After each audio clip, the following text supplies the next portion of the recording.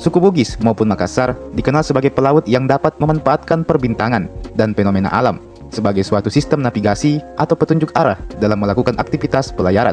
Suku Bugis dan Makassar ini sudah mengenal yang namanya sistem navigasi. Mereka berhasil mempelajarinya dengan melihat bintang-bintang di langit, tanda-tanda lautan seperti gelombang air, arus laut, hingga arah angin.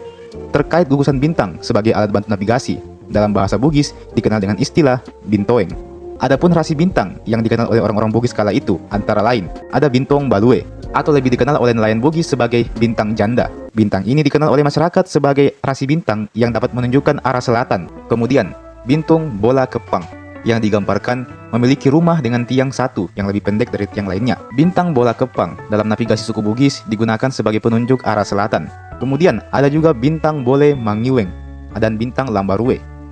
Kedua rasi bintang ini saling berdekatan yang dikenal juga dengan nama bintang pari.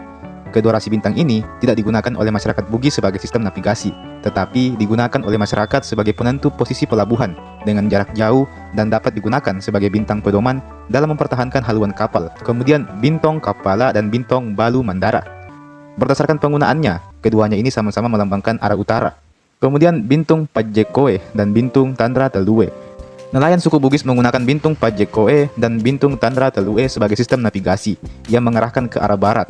Para nelayan juga menganggap bahwa keberadaan bintung Pajekoe dapat menjadi sumber utama dalam penentuan seluruh arah. Ketika bintang ini sudah terlihat, maka seorang nelayan sudah dapat menentukan arah, mana arah selatan, mana arah utara, dan mana arah barat.